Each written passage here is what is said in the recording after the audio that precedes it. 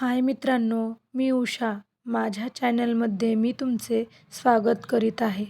आज आपण सतीची देहत्यागाची कथा बघणार आहोत. सतीने कशामुळे देहत्याग केला या कथेतून आपणास माहीत होईल. सतीची पवित्र कथा. महादेव आणि सती. हिमालयाच्या कन्या सती या परमेश्वर महादेव यांच्या परमभक्त होत्या. जन्मापासूनच त्यांना शिवनामाचे आकर्षण होते. तपश्चर्या, ध्यान, निष्ठा आणि भक्तीने त्या महादेवांना पती म्हणून प्राप्त करू इच्छित होत्या. सतीच्या या निस्सीम भक्तीने प्रसन्न होऊन महादेवांनी त्यांना वरदान दिले आणि दोघांचे पवित्र विवाह मोठ्या वैभवात पार पडले. सतीचे पिता राजा दक्ष यांना मात्र महादेवाचा साधेपणा, विरक्तपणा आणि जगापासून वेगळा स्वभाव आवडत नव्हता. महादेवांविषयी त्यांच्या मनात अहंकार आणि तुच्छता होती. एकदा दक्षाने मोठा यज्ञ आयोजित केला. सर्व देवदेवतांना, ऋषीमुनींना आमंत्रण देण्यात आले. पण महादेव आणि सतीला मुद्दाम बोलावले गेले नाही. तरीही आपल्या पित्याच्या कार्यात सहभागी होण्यासाठी सती यज्ञस्थळी गेल्या. परंतु तिथे दक्षाने महादेवांचा अपमान करणारे कटू शब्द बोलले.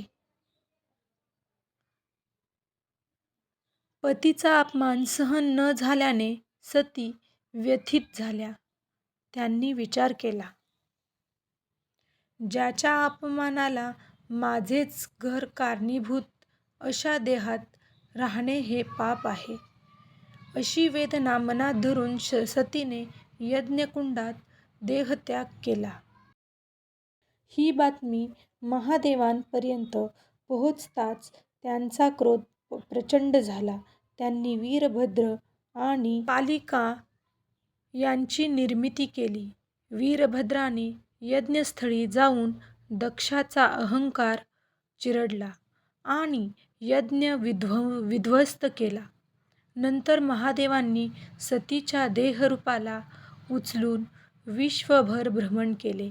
त्यांच्या या विलापामुळे संसारच संकटात आला. तेव्हा श्री विष्णूंनी सुदर्शन चक्राने सतीचा देह विभक्त केला आणि जिथे जिथे त्या अंगाचे भाग पडले तेथे पवित्र शक्तिपीठे निर्माण झाली.